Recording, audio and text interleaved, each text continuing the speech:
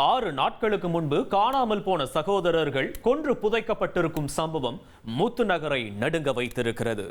கஞ்சா கும்பலுடன் ஏற்பட்ட தகராறு இரட்டை கொலையில் முடிந்ததன் பின்னணி இது.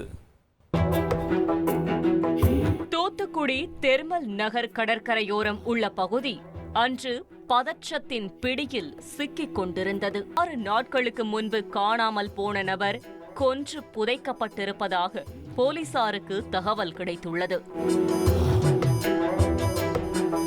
உறவினர்கள் முன்னிலையில் சந்தேகத்திற்குரிய ஒரு இடத்தை போலீசார் தோண்டியிருக்கிறார்கள். அப்போது தேடி வந்த நபருக்கு பதிலாக அவரின் அண்ணன் உடல் கிடைத்தது அனைவரையும் அதிர வைத்திருக்கிறது.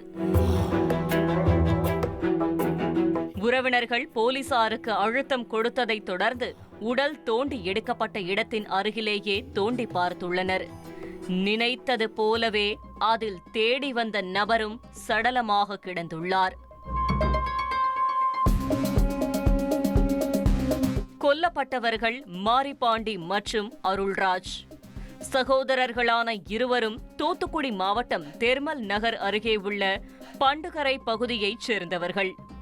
மாரிபாண்டிக்கு திருமணமாகி 2 குழந்தைகள் உள்ளனர். சில வருடங்களுக்கு முன்பு நடந்த சாலை விபத்தில் கண் பார்வையை பறிகொடுத்த அருள்ராஜ் திருமணம் செய்து கொள்ளாமல் சிங்கிளாக வாழ்ந்துள்ளார்.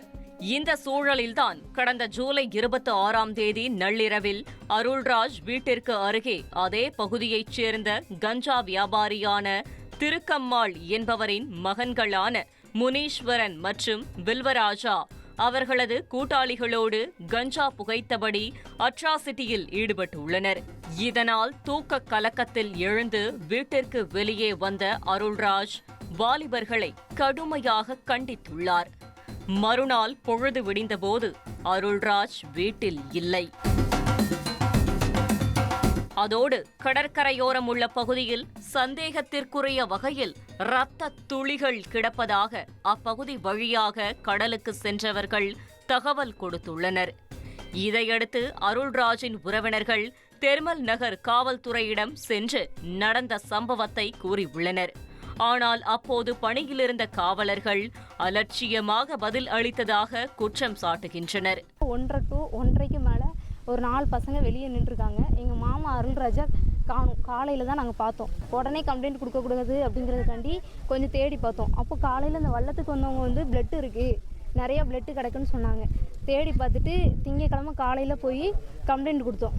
கம்ப்ளைண்ட் கொடுத்ததுக்கு அது எப்படிமா நீங்கள் ரத்தம் கிடக்குன்னு சொல்லலாம், அது ஆட்டு ரத்தமாக இருக்கலாம், அதில் மாட்டு ரத்தமாக மீன் ரத்தமாக கூட இருக்கலாம், நீங்கள் எப்படி சொல்லலாம் அப்படின்னு கேட்டாங்க. கம்ப்ளைண்ட் கொடுத்துட்டு எஃப்ஐஆர் காப்பி கொடுக்குறது கூட 4 டேஸ் அங்கே காலையில் வந்தால் சாயந்தரம் வந்தால் காலையில் அந்த இந்தானு அப்படி அலைய விட்டாங்க. 6 நாட்களாக காணாமல் போன அருள்ராஜை காவல்துறையினர் வலை வீசி தேடி வந்த நிலையில் அவரும் அவருடைய சகோதரர் மாரிபாண்டியும் கொன்று புதைக்கப்பட்டிருக்கும் சம்பவம் போலீசாரையே அதிர வைத்திருக்கிறது. சனிக்கிழமை இரவு கஞ்சா கும்பலோடு தகராறில் ஈடுபட்ட அருள்ராஜை அந்த கும்பல் சப்தமில்லாமல் கடத்தி சென்று கொலை செய்துள்ளனர். அன்றிரவு தம்பியை காப்பாற்ற சென்ற அண்ணன் மாரிபாண்டியையும் அந்த கும்பல் விட்டு வைக்கவில்லை. இருவரையும் கொலை செய்து அருகிலேயே குழி தோண்டி புதைத்திருப்பது விசாரணையில் உறுதியாகி உள்ளது. நடந்த சம்பவம் தொடர்பாக கொலை வழக்கு பதிவு செய்துள்ள போலீசார் ரிதன் என்பவரை கைது செய்துள்ளனர். மேலும் இந்த கொலையில் தொடர்புடைய கஞ்சா வியாபாரி திருக்கம்மாளின் மகன்களான முனீஸ்வரன், வில்வராஜ் மற்றும் அவர்களின் கூட்டாளிகள் சதீஷ் மற்றும் சங்கர் ஆகிய 4 பேரை வலைவீசி தேடி வருகின்றனர்.